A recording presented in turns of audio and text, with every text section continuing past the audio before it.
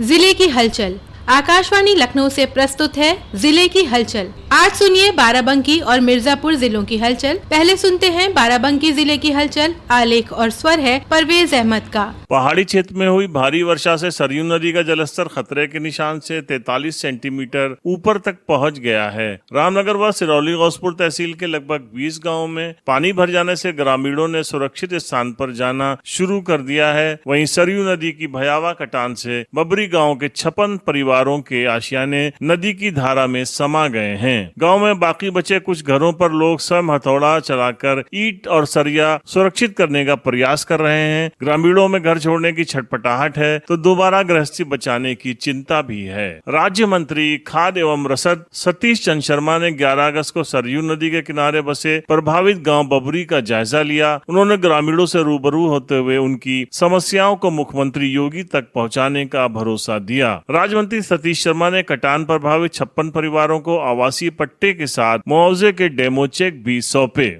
श्रावण मास के दौरान शिव भक्तों का ऐतिहासिक लोधेश्वर महादेव मंदिर में जन सैलाब उमड़ रहा है। यहाँ प्रत्येक सोमवार को विभिन्न जनपदों से लाखों की संख्या में शिव भक्त जलाभिषेक कर अपनी मनोकामना पूर्ण होने के उद्देश्य से पहुँचते हैं। रविवार की शाम से ही लाखों की संख्या में पहुँचने वाले भक्तों के बम बम भोले और ओम नमः शिवाय के मंत्रों से मंदिर परिसर में आस्था के मनोरम दृश्य देखने को मिल रहे हैं। प्रदेश सरकार द्वारा महाभारत काल के ऐतिहासिक महादेव मंदिर परिसर के कॉरिडोर के निर्माण की भी मंजूरी मिल गई है। प्रदेश की राज्यपाल आनंदीबेन पटेल ने गत दिनों जनपद के हिंद मेडिकल कॉलेज सभागार पहुंचकर प्री स्कूल किट का वितरण करते हुए कहा कि प्रदेश सरकार बच्चों के संपूर्ण विकास के लिए कटिबद्ध है। इसके साथ ही महामहिम राज्यपाल ने जनपद में संस्थागत प्रसव में हुई उल्लेखनीय वृद्धि को आधुनिक समाज की दिशा में महत्वपूर्ण कदम बताया। राज्यपाल ने बच्चों की प्रगति व उत्थान के लिए गैर सरकारी संस्था के साथ साथ प्रबुद्ध जनों से आह्वान किया कि नौनिहाल के पोषण व शिक्षा के विकास में अपना अमूल्य योगदान करें, जिससे नए व सशक्त भारत का निर्माण हो सके। जिलाधिकारी सत्येंद्र कुमार ने गत दिनों आयोजित जिला विद्यालय परिवहन यान सुरक्षा समिति की बैठक में कहा कि स्कूल के अनफिट वाहनों की सूची को प्रकाशित कराया जाए, अभिभावकों से निर्धारित अनुरक्षण शुल्क ही लिया जाए और प्रत्येक विद्यालय में चालक परिचालक की उपस्थिति सुनिश्चित कराई जाए। उन्होंने 15 अगस्त की तिथि के पश्चात कोई भी अनफिट वाहन पाए जाने पर उसका पंजीयन निलंबित और निरस्तीकरण करने के निर्देश दिए हैं।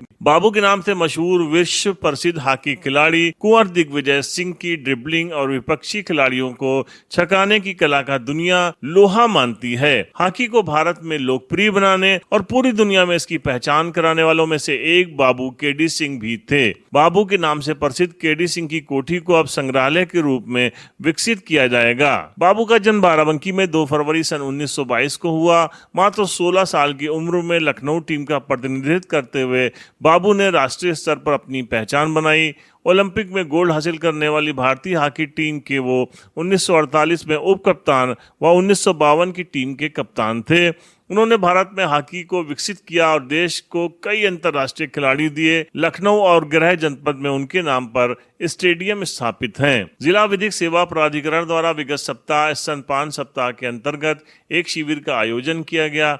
इस अवसर पर प्राधिकरण के सचिव एवं अपर जिला एवं सत्र न्यायाधीश श्री कृष्ण चंद्र सिंह ने कहा कि शिविर का मुख्य उद्देश्य स्तनपान के महत्व को उजागर करना और महिलाओं को स्तनपान के लिए प्रोत्साहित करने के साथ ही मां और बच्चे का स्वास्थ्य का ख्याल रखना है। इस अवसर पर आकाशवाणी से बात करते हुए अपर जिला एवं सत्र न्यायाधीश सचिव प्राधिकरण श्री कृष्ण चंद्र सिंह ने कहा, 1 से 7 अगस्त तक ब्रेस्ट फीडिंग वीक चला है, तो इसके लिए हम लोगों ने स्तनपान के क्या फायदे हैं इस पर शिविर किया। किसी भी तरह की कोई समस्या हो जिसमें विधिक सहायता की जरूरत हो तो उसके लिए हम लोग सदैव तत्पर हैं। और किसी भी जिले में अगर आप कचहरी में जाएं, वहां पता चल जाएगा आपको जिला विधिक सेवा प्राधिकरण वहां स्थापित है और उसके सचिव से संपर्क करके या पत्र भेज करके आप अपनी वांछित सहायता प्राप्त कर सकते हैं। स्वतंत्रता दिवस से पूर्व भाजपा ने हर घर तिरंगा अभियान की शुरुआत करते हुए तिरंगा यात्रा निकाली। भाजपा क्षेत्रीय अध्यक्ष कमलेश मिश्र ने भाजपा कार्यकर्ताओं को संबोधित करते हुए कहा कि राष्ट्रीय ध्वज भारत के अतीत के गौरव, वर्तमान की प्रतिबद्धता और भविष्य के सपनों का प्रतिबिंब है। उन्होंने कहा कि ये देश की एकता, अखंडता और विविधता का प्रतीक है। राष्ट्र सर्वोपरि का भाव रखते हुए उन्होंने हर घर तिरंगा अभियान को सफल बनाने का आह्वान किया। इसके साथ ही उन्होंने भारतीय जनता युवा मोर्चा के नेतृत्व में निकाली गई बाइक तिरंगा यात्रा को जीआईसी ऑडिटोरियम से झंडी दिखाकर रवाना किया। बाराबंकी जिले की हलचल के बाद आइए सुनते हैं मिर्जापुर जिले की हलचल। आलेख और स्वर है एसएम सबा का।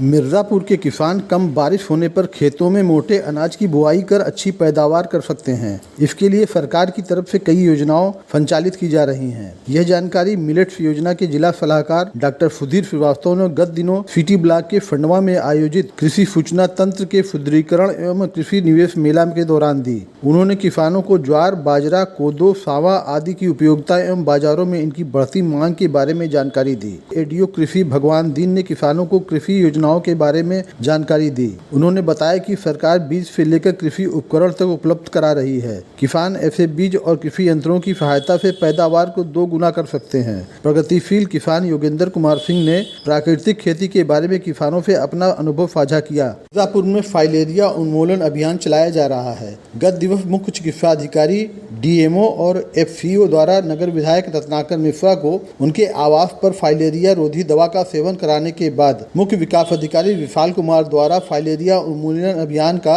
शुभारंभ किया। राजस्थान इंटर कॉलेज में सभी अधिकारी, अध्यापकों एवं छात्रों द्वारा फाइलेरिया रोधी दवा का भी सेवन किया गया। जनपद के समस्त ग्राम प्रधानों द्वारा फाइलेरिया रोधी दवा का स्वयं सेवन कर अभियान को ग्रामों में प्रारंभ किया गया है। उक्त अभियान 10 अगस्त से 2 सितंबर तक चलाया जाएगा। उक्त अभियान के बारे में बता रहे हैं जिला फाइलेरिया अधिकारी डॉक्टर अनिल कुमार गुप्ता।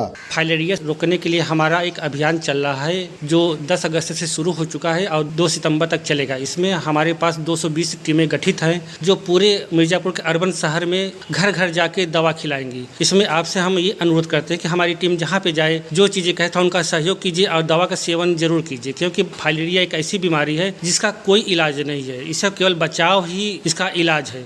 गत दिनों मिर्जापुर में महिला एवं बाल विकास मंत्रालय द्वारा भारत सरकार द्वारा निर्धारित 100 दिन की कार्य योजना के अंतर्गत राजकीय कन्या इंटर कॉलेज शिवपुर विंध्याचल में जागरूकता कार्यक्रम का आयोजन किया गया। कार्यक्रम के मुख्य अतिथि अपर जिला जज विधिक सेवा प्राधिकरण सचिव विनय आर्या रहे। अपर जिला जज द्वारा भारत सरकार द्वारा निर्धारित साप्ताहिक थीम के आधार पर लैंगिक समानता पर चर्चा करते हुए अध्यापिकाओं एवं बालिकाओं को महिला कानूनी सुरक्षा पर जानकारी दी गई। वह कार्यस्थल पर लैंगिक उत्पीड़न के बारे में भी विस्तार से बताया गया। बालिकाओं को उनके अधिकारों के प्रति जागरूक करते हुए कहा गया कि आप सभी एक समान हैं और शिक्षा ही आपका सबसे बड़ा सहयोगी है, जो आपके हर विषय परिस्थिति में सूझबूझ से आपके निर्णय लेने की शक्ति को प्रदान करता है, जिससे आप लाभान्वित होकर भविष्य में अपनी सुरक्षा और समाज की जिम्मेदारी का निर्वहन कर सकते हैं। मॉडल कैरियर सेंटर मिर्जापुर एवं क्षेत्रीय सेवा योजन कार्यालय मिर्जापुर द्वारा गत दिवस रोजगार मेले का आयोजन किया गया। मेले का शुभारंभ अशोक कुमार प्रजापति, सहायक निदेशक सेवा योजन विंध्याचल मंडल द्वारा किया गया। मेले में कुल 596 अभ्यर्थियों द्वारा प्रतिभाग किया गया, जिसमें कुल 170 अभ्यर्थी चयनित हुए। युवाओं को रोजगार मुहैया कराने के उद्देश्य से जिला स्तर पर लगातार मेले लगाए जा रहे हैं। इन मेलों के माध्यम से बड़ी संख्या में युवा रोजगार पाकर लाभान्वित हो रहे हैं। मेलों की प्रगति के बारे में जानकारी दे रहे हैं सहायक निदेशक सेवा योजन अशोक कुमार प्रजापति।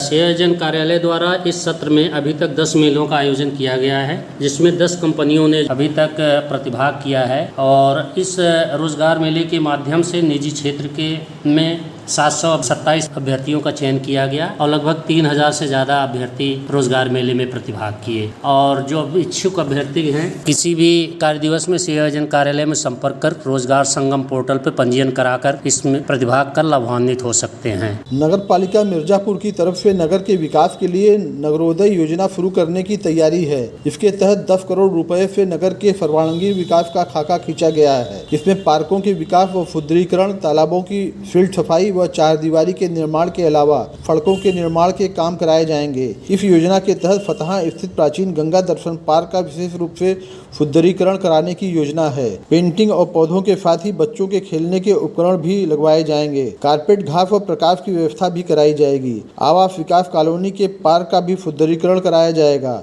यहाँ पाथवे बनवाया जाएगा ताकि सुबह और शाम लोग पार्क में टहल सकें। इसके साथ ही शुक्ला स्थित तालाब का भी सुंदरीकरण कराने की योजना है। ये था आकाशवाणी लखनऊ के क्षेत्रीय समाचार एकांश द्वारा प्रस्तुत जिले की हलचल का आज का अंक।